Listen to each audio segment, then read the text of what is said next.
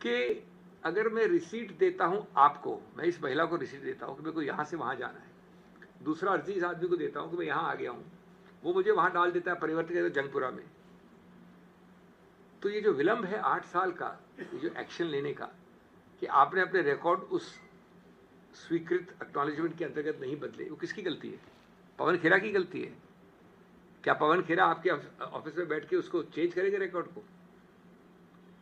अपने विलंब को 8 वर्ष के आपने डिग आउट किया, खोदा। क्यों?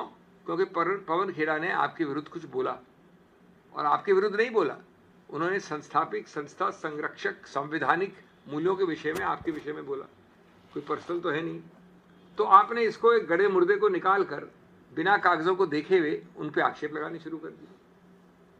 देखिए, ये मैं अपेक्षा कर सकता हूं राजनीतिक पार्टी से, होनी नहीं चाहिए वहां भी, लेकिन मैं समझ सकता हूं वहां भी जस्टिफाइड नहीं है कि प्रतिशोध की भावना, गुस्से की भावना से अपने राजनीतिक प्रतिद्वंदी पर आक्रमण करें, लेकिन ये किसी संवैधानिक संस्था से तो शोभा नहीं देता, और कम से कम आंतरिक जांच तो कर ली होती। इसलिए मैंने कहा कि जिसने 7 साल पहले सच्चाई बता दी थी, आज उसी को कटघरे में खड़ा कर लिया, ये न्याय है या राजनीति की करतूत है?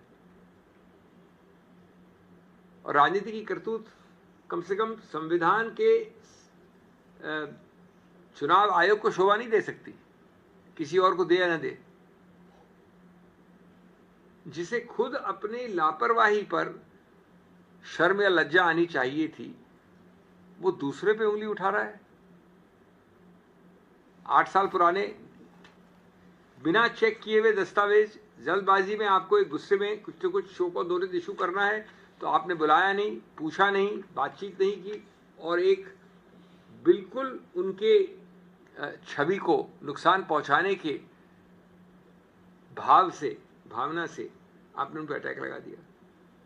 तो मैं अंत में संक्षेप में ये कहूंगा कि कई प्रश्न इससे उठते हैं। बहुत विनम्रता से मैं कहूंगा कि चुनाव आयोग को इन प्रश्नों पर ध्यान देना चाहिए। नंबर 1 प्रश्न कि आपने चुनाव आयोग, माननीय चुनाव आयोग, एक बार भी अपने आंतरिक रिकॉर्ड्स में क्यों नहीं एक इंक्वायरी की, एक जांच की, इस सब प्रक्रिया को शुरू करने से पहले? कि 2017 में आपकी अनुमति के साथ वो ए से बी गए थे और एक्नॉलेजमेंट की अर्जी पड़ी है, उनके बाद तारीख मैंने दे दी आपके सामने। नंबर 2 कि अगर ये है दस्तावेज रिकॉर्ड में जो होने चाहिए, तो किसने अनुमति दी, किस स्तर पे अनुमति दी, किस हाई लेवल पे अनुमति दी कि ये कारण बताओ नोटिस बिना किसी जांच के इशू कर दो भाई?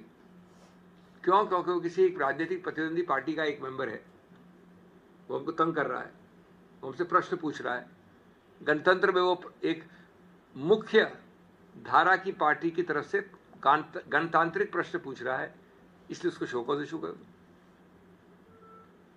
और 8 साल बाद सबसे बड़ा इशू होता है टाइमिंग का। महाराष्ट्र तो कुछ पुराना हो गया, बिहार 3 महीने से चल रहा है, जोर पकड़ा हुआ है, तीव्रता पकड़ा हुआ है, इंटेंसिटी पकड़ा हुआ है, और आपकी टाइमिंग भी तभी है 8 साल बाद। जहां तक मुझे याद है, कुंभकर्ण भी 6 महीने में उठ गया था, हम तो 8 साल की बात कर रहे हैं। अचानक आप दहाड़ रहे हैं 8 साल बाद। ये चौकसी नहीं है, ये प्रतिशोध है, और उस नियम कानून का चोला पहनाया जा रहा है उसे।